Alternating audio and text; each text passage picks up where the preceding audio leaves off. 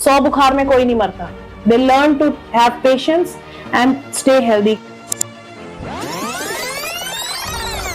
आप देखिए कोविड में लोगों ने इतना बुखार दबाया जिसकी वजह से उनका सीआरपी लेवल बढ़ गया, उनके लिवर के एंजाइम्स खराब हो गए। एलोपैथिक मेडिसिन में अगर आप गैस की मेडिसिन और लॉन्ग टाइम लोगे तो आपकी किडनी को नुकसान पहुंचाती है, आपकी हड्डियों को कच्चा कर देती है। लेकिन होम्योपैथिक मेडिसिन अगर right homeopathic selection of medicine है तो उसको लंबे समय तक लेने में आपको कोई साइड इफेक्ट नहीं है। गर्भवती महिलाओं के लिए होम्योपैथिक दवाएं क्या सुरक्षित होती हैं? फीवर तो कोई लेना ही चाहता, पेन तो कोई लेना ही चाहता, लोग फटाफट पेन किलर लेते हैं, पता नहीं कितनी बीमारियां दबा के लोग रहे हैं। ये होम्योपैथिक डाइल्यूशंस जो होते हैं उसमें अल्कोहल होता है, परसेंटेज में 90% अल्कोहल में हमारी मेडिसिन बनती हैं। आज के टाइम पे we all are suffering psychosomatic diseases। आजकल तो अल्कोहल इज इन कि आपको दिखावे की लाइफ जीनी है, आपको थोड़ी सी ड्रिंक लेनी है चाहे पेट में आग लगा दे आपके। छोटे बच्चों में गुस्से की प्रॉब्लम है।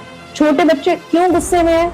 उनके पेरेंट्स सामने बैठ के हुक्का पार्टी कर रहे हैं, पर बच्चों पे वो इतने रिस्ट्रिक्शन लगाते हैं। जब माँ बाप लड़ते हैं ना, then the child feels तो दोनों बेवकूफ हैं। नमस्कार, मैं नदीम अनवर स्वागत करता हूं आप सभी का हेल्थ पर टुडे पे। दोस्तों, आज हमारे साथ जुड़ चुकी हैं डॉक्टर मिनी मेहता, जो कि 17 साल का अनुभव रखती हैं होम्योपैथिक में। ये दिल्ली की मशहूर होम्योपैथिक डॉक्टर हैं और लंदन कॉलेज ऑफ होम्योपैथिक में फैकल्टी भी हैं। आज हम इनसे तफसील से जानेंगे होम्योपैथिक से जुड़ी सारी बारीकियां। तो आइए शुरू करते हैं बातचीत का दौर। उसमें स्वागत है आपका हेल्थ पर टुडे पे। तो शुरुआत में पहला सवाल ये कि होम्योपैथी क्या है और इसमें और एलोपैथी में सबसे बड़ा अंतर जो होता है वो किस चीज का आ जाता है?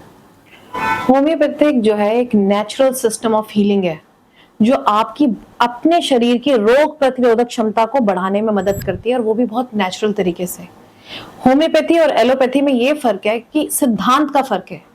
एलोपैथिक का कुछ ऐसा फिक्स सिद्धांत नहीं है, उसमें ड्रग रिएक्शंस होते हैं, उसमें हर बीमारी में होने वाले लक्षणों की काट है। जैसे कि एलर्जी होने लगी है, काट हो गई, ये एलर्जी यहीं रुक जाएगी। सूजन हो गई, सूजन रोक दी। पस बन रही है, पस रोक दी। लेकिन होम्योपैथी में क्या है कि कोई बीमारी क्यों हो रही है, क्या उस ऑर्गन की एनर्जी कम हो रही है, वहां पे हीलिंग कैसे होगी, उस हीलिंग को जड़ से ठीक करने में होम्योपैथी अपना सामर्थ्य रखता है। और होम्योपैथी का मेन सिद्धांत क्या है? लोहे को लोहा काटता है। सिमिलिया सिमिलिबस क्यूरेंटोर, जो जैसे कि जो भी धातु जो नुकसान करने की क्षमता रखता है, यदि उससे होम्योपैथिक दवाई बनाई जाए तो वैसा ही नुकसान लेके यदि आप मलेरिया में आओ तो वो सब सिम्टम लेकर हम अपनी होम्योपैथिक दवाई देंगे तो उसको काट देगा। जैसे कि एक चाइना मेडिसिन होती है, एक सिंकोना, जो क्विनीन होती है ना, क्विनीन मलेरिया की दवा होती है, तो वो मलेरिया के लक्षण में दी जाती है। अगर क्विनीन जो है पेड़ की छाल कोई ऐसे ही खाने लगे, उसको मलेरिया जैसे लक्षण आ जाते हैं।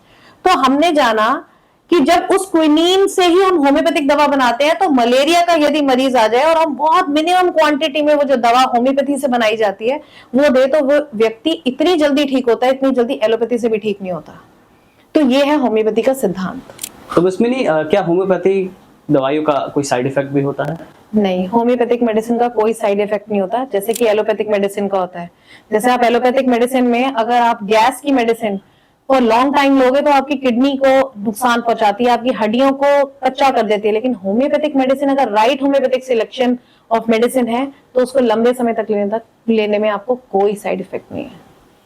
और एक जो बात हम हमेशा चर्चा में रहती है कि होम्योपैथिक दवा जो धीरे धीरे असर करती है, तो इसको लेकर के आप क्या बताना चाहेंगे? ये होम्योपैथिक मेडिसिन धीरे धीरे बिल्कुल असर नहीं करती, बहुत ही इंस्टेंट रिलीफ देने में ये कैपेबल है। पर बात यह है कि होम्योपैथिक मेडिसिन क्रॉनिक डिजीजेस के लिए यूज करी जाती है। तो क्रॉनिक डिजीज में ऑल्टरनेटिव मेडिसिन में को जो आप लेते हो, होम्योपैथी को कंसिडर करते हो, तो लोग बहुत लंबा एलोपैथिक सप्रेशन करा के अपनी बीमारी बिगाड़ कर आते हैं। तो जब उनको आराम आने लगता है तो उनको लगता है धीरे धीरे आ रहा है। लेकिन यदि जो सिर्फ होम्योपैथिक मेडिसिन लेते हैं, आप कभी मेरे पेशेंट से पूछ के देखिएगा कि पेन रिलीफ या किसी बुखार में उनको कितनी जल्दी असर पड़ता है होम्योपैथिक मेडिसिन से। तो ये बिल्कुल भी सच नहीं है। तो जैसे आपने क्रॉनिक बीमारियों का जिक्र किया, तो यानी कि पुरानी बीमारियां, और इसी से ही अगला सवाल मेरा जुड़ा हुआ ये है कि जो एक तरफ पुरानी बीमारियां हो गई और एक जो तुरंत जो हाल फिलहाल में होती है इमरजेंसी रिलेटेड, उसको ट्रीट करने में कैसे होम्योपैथिक दवाइयां जो हैं वो कारगर साबित होती हैं? देखिए, इमरजेंसी ट्रीटमेंट आप किसको कंसिडर करेंगे? कोई डूब गया, उसके फेफड़ों में पानी भर गया, किसी को आग लग गई है, कोई रोड पे गिर गया, सिर फट गया, तो उसको तो पहले मैनेज ही किया जाएगा। उसमें तो कोई भी पैथी आगे नहीं रखी जाती। उसका किसी का ब्लड रोका जाएगा, एक्सेस ऑफ ब्लीडिंग रोकी जाएगी। पहले you make a person alive. जब उसकी लाइफ सेव हो जाती है, फिर लाइफ को सिम्टम फ्री और हेल्दी लाइफ बनाने के लिए होम्योपैथिक मेडिसिन का आप यूज करेंगे। पहले जान बचाएंगे हम आईसीयू में, उसमें कोई पद्धति नहीं इस्तेमाल होती। That is a management of the crisis of life. ठीक है, तो फिर उसके बाद जब यदि व्यक्ति बच जाता है, उसको फिर बेड से कैसे उठाना है, उसमें होम्योपैथी बहुत कारगर है। हाँ जी। गर्भवती महिलाओं के लिए होम्योपैथिक दवाएं क्या सुरक्षित होती हैं, इसको लेकर के आप हमारे दर्शकों को कुछ बताएं अगर। जी हाँ, गर्भवती महिलाओं के लिए तो होम्योपैथिक मेडिसिन बहुत सुरक्षित होती है, क्योंकि होम्योपैथिक मेडिसिन बहुत ही नेचुरल फॉर्म ऑफ मेडिसिन है। जैसे गर्भवती महिलाओं की अक्सर प्रॉब्लम क्या होती है, इनिशियल फर्स्ट ट्राइमेस्टर में कईयों को एक्सेसिव एसिडिटी होने लग जाती है, जिसमें बहुत वॉमिटिंग आती है, जो कि एक नेचुरल प्रोसेस है। तो उसमें कई बार इनबैलेंस हो जाता है एनर्जीज का। तो होम्योपैथिक मेडिसिन बहुत ही अच्छे तरीके से, और मानसिक तौर पर भी परेशानियां आती हैं फीमेल को जब हार्मोन चेंज होते हैं, तो होम्योपैथिक मेडिसिन सिर्फ फिजिकल सिम्टम कवर नहीं करती, it is a holistic medicine. वो देखेगी आपको बहुत रोना आ रहा है, साथ में आपको बार बार उल्टी आ रही है और आपके हाथ पैर ठंडे हो रहे हैं, इसके लिए एक दवा।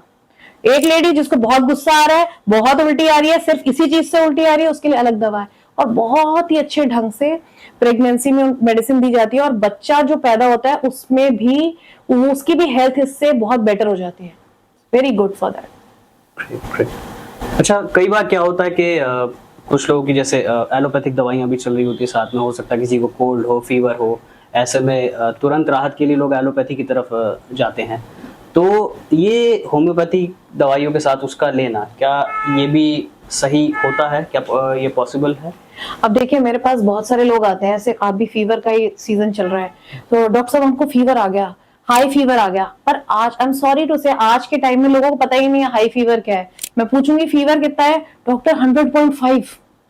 तो हाई फीवर में वो डोलो ले लेते हैं, एंटी एलर्जिक ले लेते हैं, 10 चीजें करके वो सप्रेस कर लेते हैं।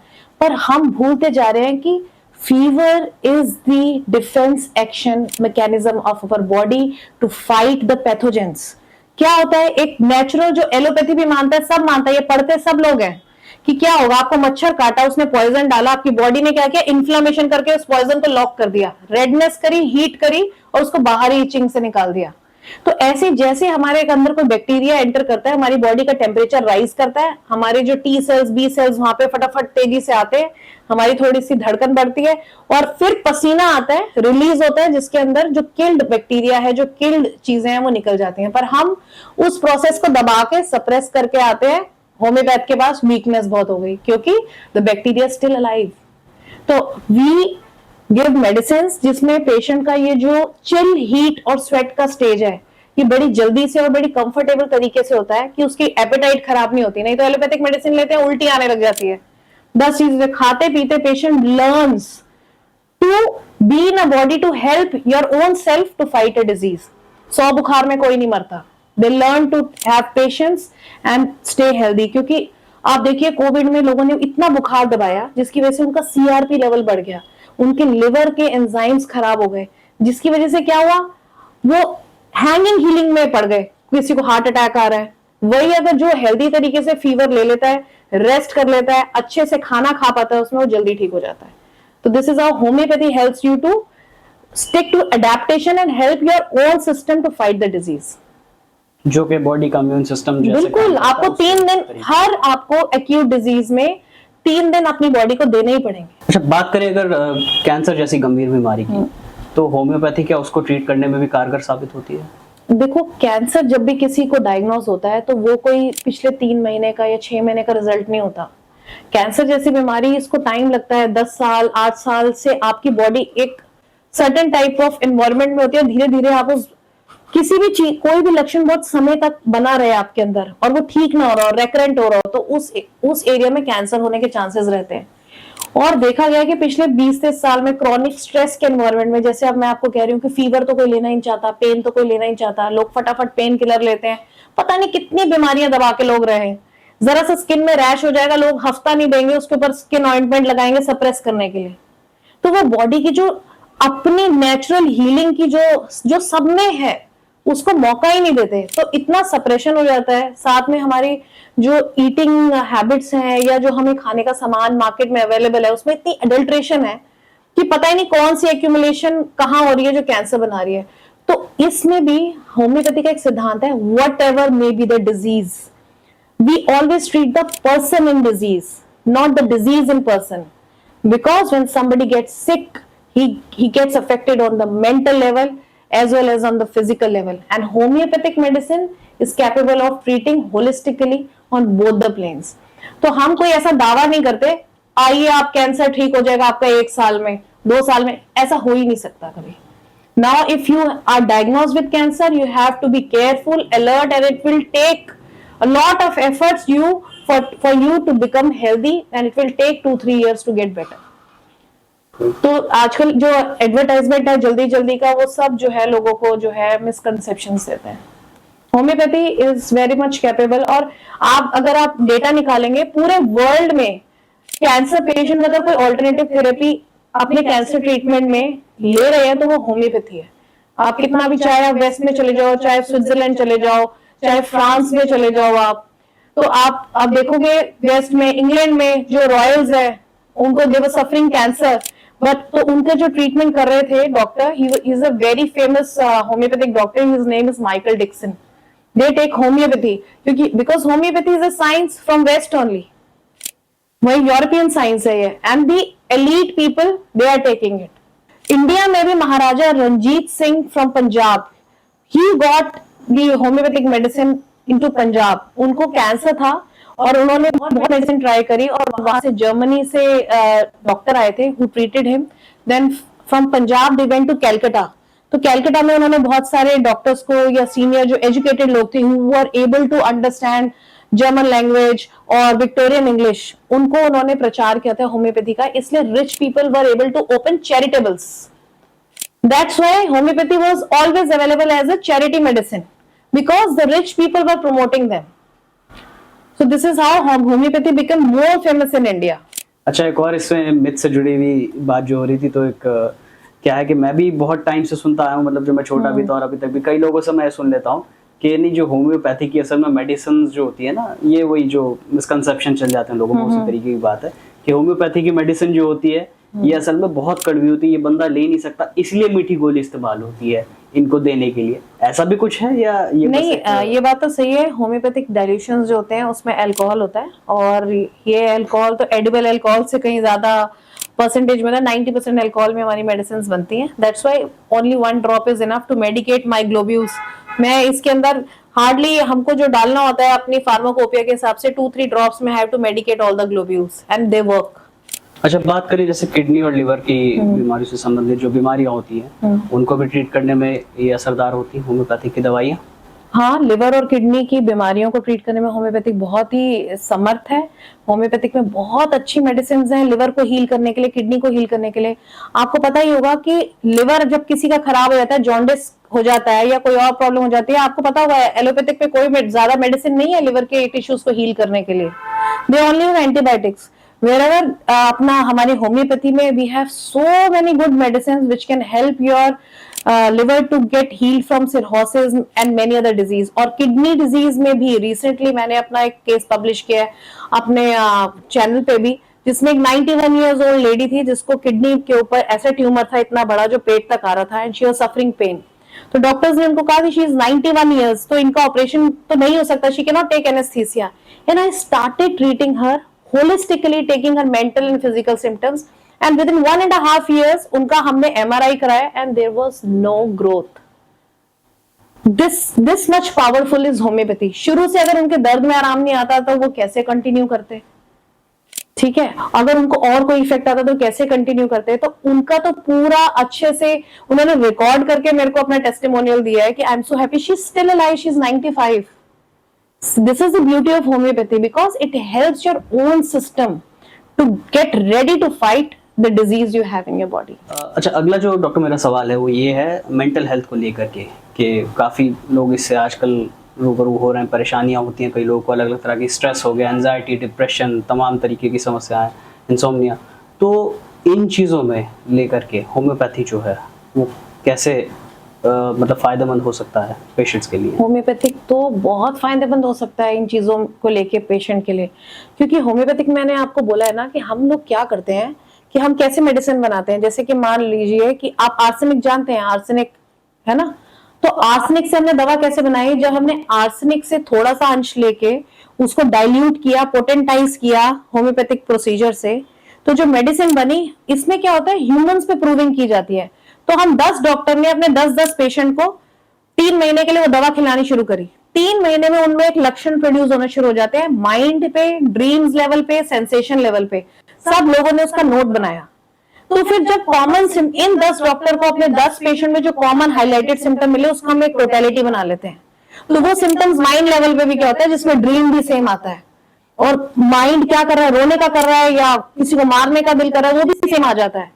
तो जब ऐसे ही कुछ लक्षण लेकर कोई व्यक्ति किसी बीमारी में आता है और वो हमारी मटीरियल मेडिका की बुक में जहां रिकॉर्डेड सिम्टम्स उससे मैच करते हैं, तो हम वो दवा देते हैं, तो वो माइंड बॉडी दोनों लेवल पे काम करके वो लक्षण भी माइंड से गायब हो जाते हैं, जो एक डिजीज थॉट है।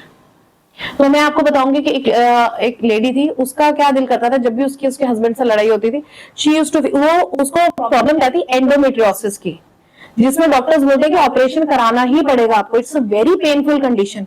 तो उसका क्या था, जब सिम्टम्स लेते हैं फिजिकल सिम्टम्स के साथ, उसका मेंटल प्रोमिनेंट सिम्टम ये था कि मेरा दिल करता है मैं घर छोड़ के भाग जाऊं, मेरा दिल करता है घर छोड़ के भाग जाऊं। तो ये सिम्टम हमारा हाईलाइटेड सिम्टम एक रेमेडी का है। साथ में प्लस उसका एक सिम्टम है कि वो जो यूट्रस में भी ऐसे इफेक्ट करता है कि हेवीनेस होती है, ड्रैगिंग होती है, पल्सेटिंग पेन होती है।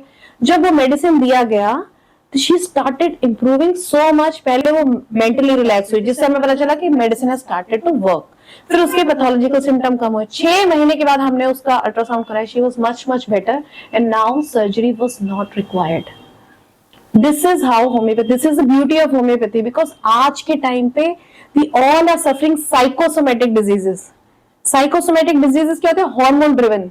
जैसे मैं यहाँ बैठ के सोचूं कि ये ना मैं घर जाऊं तो मेरी नौकरी छूट जाए, तो I am suffering what is not reality, but my brain doesn't understand कि this is not reality. Brain starts getting affected. तो पहले मेंटल सिम्टम आते हैं, फिर फिजिकल सिम्टम आते हैं, फिर if I am a negative person और या मेरा बैकग्राउंड ही नेगेटिव है, घर में माहौल ही नेगेटिव है, तो I start suffering. So homeopathy starts helping you to shed off this load and start thinking positively. This is how this holistic medicine works. Recently मैंने देखा कि मेरे पास प्राइवेट स्कूल के टीचर्स आने लगे या गवर्नमेंट स्कूल के टीचर्स भी आने लगी, ladies who are suffering dysfunctional uterine bleeding, कि उनकी जो पीरियड्स हैं 40 प्लस वाली लेडीज में बहुत मतलब इरेगुलर हो रहा है, कभी भी ब्लीडिंग हो जा रही है, फियर है, और फिर डॉक्टर से बोल देते हैं अब आपके बच्चे हो चुके हैं, आप इसको यूट्रस को निकलवा दीजिए। तो ये कोई डॉक्टर के लिए हो सकता है, सर्जन के लिए इजी जॉब है, लेकिन पेशेंट के लिए it's not very easy to consider that. तो मैंने देखा कि आजकल स्कूल लेवल पे जो टीचर्स हैं, आप सर्वे करके देखिएगा, उनका जॉब इतना डिफिकल्ट हो गया है कंप्यूटराइजेशन के चलते कि every day they have to feed everything online, वो डांट नहीं सकते, उनके ऊपर इतना प्रेशर हो गया क्लरिकल जॉब जैसा कि उनकी सैलरीज कम है और 4-4, 5-5 बजे तक वो काम करते हैं, रात के 12 बजे तक they are sending homeworks to the children. तो उनकी हार्मोनल इम्बैलेंस इतनी खराब हो गई, उनका वर्क लाइफ बैलेंस, कि they have started suffering this hormonal problem.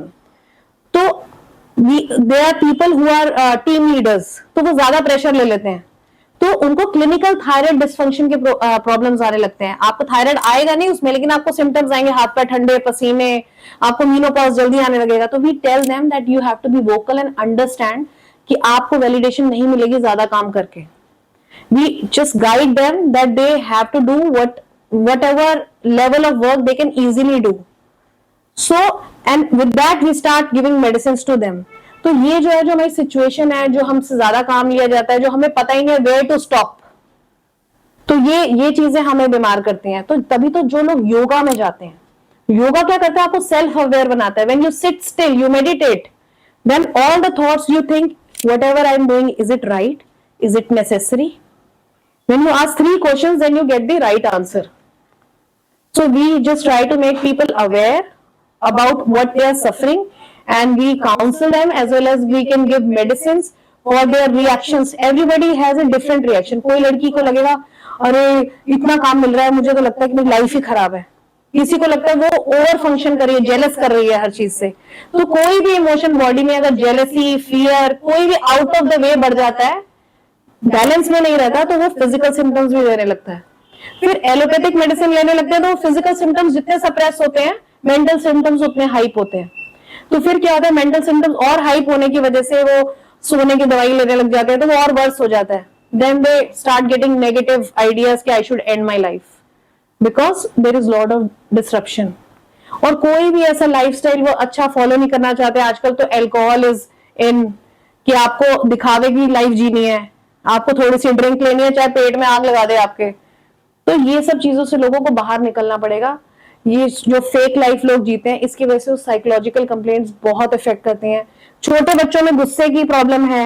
छोटे बच्चे क्यों गुस्से में है? उनके पेरेंट्स सामने बैठ के हुक्का पार्टी कर रहे हैं, पर बच्चों पे वो इतनी रिस्ट्रिक्शन लगाते हैं। पहले वो उनको सिखाते हैं what is right and wrong and they are doing all the wrong things in front of them. They fight. जब माँ बाप लड़ते हैं ना तो एक बच्चा माँ से और फादर से दोनों से प्यार करता है। Then the child feels what conflict of mind? Abandoned. उसको लगता है तो दोनों बेवकूफ हैं। Then he feels abandoned. तो वहीं से उसको साइकोसोमेटिक डिजीज स्टार्ट होता है। फर्स्ट क्या? Survival conflict. उसमें क्या? एस्मा आ जाता है, एस्मा। और ऐसी बहुत सारी बीमारियां बच्चों को होने लग जाती हैं। तो आजकल के टाइम पे जो है हमारा मेंटल पीस नहीं है। हर एक को ये नहीं पता कि मुझे क्या करना चाहिए। कोई किसी के साथ एडजस्ट नहीं करना चाहता और लोग जो है ओवरवर्क कर रहे हैं तो उनकी लाइफ में बहुत प्रॉब्लम्स हैं। तो दिस इज द रीजन। तो इसमें होम्योपैथी आपका रिएक्शन क्या आ रहा है और उसकी वजह से आपकी बॉडी में क्या सेंसेशन आ रही है, homeopathy is capable of treating that. अब आप देखो कि कोई मेरे पास बहुत लोग आए कोविड में जो फोन में वीडियोस देख रहे हैं त्रासदी की, या अभी फ्लड है, फ्लड की बहुत वीडियोस देख रहे हैं। तो क्या वो बैठे बैठे they started suffering that death fright, उनको नमनेस हो गई, ट्रेम्बलिंग हो गई। तो ये सारे उसके बाद वो कंटिन्यू रह जाते हैं उनके बिहेवियर में।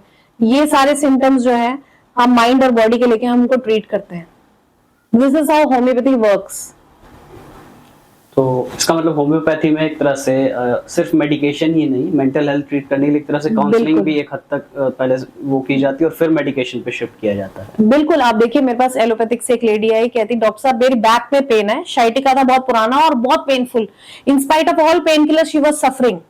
तो उनका क्या था, डॉक्टर वो फिर बोल रही डॉक्टर साहब मेरे को दर्द है। डॉक्टर ने कहा उनके हस्बैंड को नाटक करती हैं, इनको ना ड्रामे करने की आदत है, हिस्टेरिकल है। तो शी स्टार्टेड क्राइंग। फिर then she came to me after taking a long case history. I got to know कि recently her husband got retired from a very high position.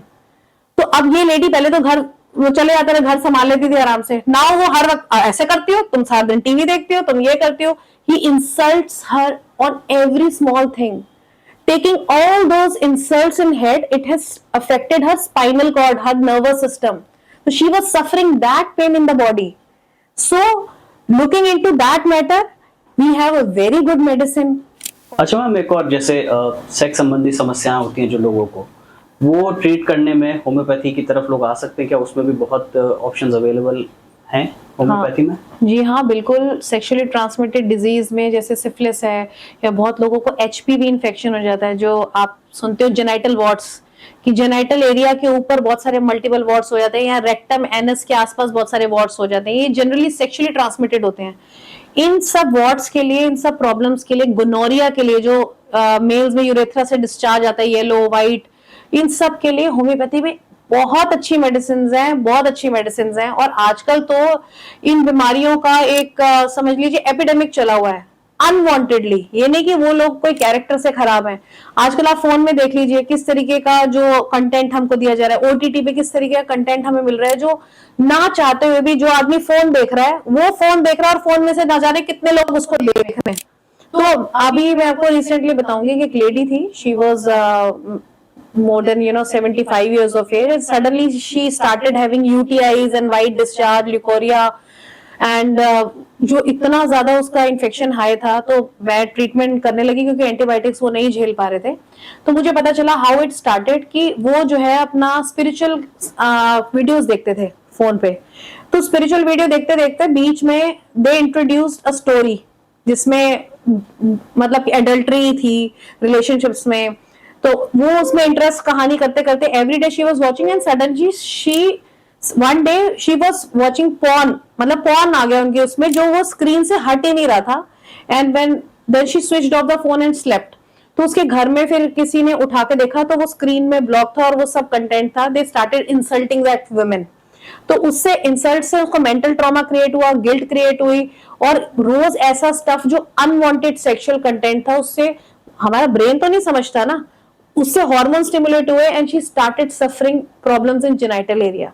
तो ये सब चीजें सिम्टम्स लेकर के आई started treating her and I counselled the family कि इनको इस चीज पे मत तंग करो, मत परेशान करो। ये छोटे बच्चों के केस में भी हो सकता है जो गेम्स खेल रहे हैं, और जो बड़े लोग हैं। तो ऐसे अगर हम माइंड में ऐसा स्टफ ही देखेंगे तो वो हमारी बॉडी में ऐसे चेंजेस ला सकता है, जैसे अर्ली मेनार्के, लड़कियों को 9-10 इयर्स में पीरियड्स आ रहे हैं क्योंकि ऐसा कंटेंट मिल रहा है उनको। छोटे बच्चे भी ऐसी चीजों में इंटरेस्ट ले रहे हैं क्योंकि ऐसा कंटेंट मिल रहा है। आप खुद ही मानते होंगे कि अगर आप रोज भगवान के वीडियोस देखेंगे या स्पिरिचुअल देखेंगे तो आपके शरीर में वैसी ही चीजें आएंगी। जो हमारे माइंड में इंफॉर्मेशन आ जाती है वो हमारे हॉर्मोन्स को, हमारी बॉडी को पूरी तरीके से इन्फ्लुएंस करती है। तो इन सब चीजों में भी, उनके बैड इफेक्ट्स को कट करने के लिए भी होम्योपैथी में बहुत अच्छी मेडिसिन है। और इनफर्टिलिटी इश्यूज हो गए, उनको भी ट्रीट किया जा सकता है इसके जरिए? बिल्कुल, इनफर्टिलिटी के तो बहुत सारे केसेस होम्योपैथिक में ट्रीट हुए हैं, क्योंकि इनफर्टिलिटी के पीछे भी पुअर मेटाबॉलिज्म होता है, हैंगिंग हीलिंग होती है। लेडीज जिन्होंने बहुत ज्यादा मेफ्टल स्पास खाई होती है पीरियड्स में, उनके यूट्रस की जो वो बल्की यूट्रस हो जाते हैं, उसकी हेल्थ अच्छी नहीं होती। तो होम्योपैथिक मेडिसिन से ये इस टाइप की इन्फ्लेमेशन कम करने में काफी बेनिफिट मिलता है। अच्छा मैम, बढ़ते हैं बस अब शो के आखिरी कुछ सवालों की तरफ। अभी जो भारत में मौजूदा स्थिति है होम्योपैथिक सेक्टर की, इंडस्ट्री की, और वो कैसी है और भविष्य आप इसका कैसे देखती हैं? क्या ये ग्रोथ वैसे कर रहा है? क्या ज्यादा लोग इसकी तरफ बढ़ रहे हैं, वापस आ रहे हैं? देखिए, होम्योपैथिक मेडिसिन एक ऐसी मेडिसिन है कि जिसकी तो अब इतनी कोई प्रमोशन करने के लिए कोई बहुत पैसा नहीं लगाया गया, ना वो हॉस्पिटल्स में बहुत ज्यादा फर्स्ट लाइन पे लाई जाती है। इतने रेजिस्टेंस के बावजूद भी ये मेडिसिन जो है आज भी हर घर में पहुंच चुकी है। सिर्फ दिल्ली में या मेट्रो सिटीज में नहीं, ये गांव में भी आप देखोगे सब जगह लोग जो है होम्योपैथिक मेडिसिन खा के अपनी हेल्थ मेंटेन कर रहे हैं। और इसका करंट स्टेटस तो इंडिया में बहुत अच्छा है और फ्यूचर बहुत ब्राइट है। और मुझे तो लगता है कि जिस तरीके से होम्योपैथी के लिए लोग अवेयर हो रहे हैं, may be it can become the first line of treatment in all the inflammatory disease.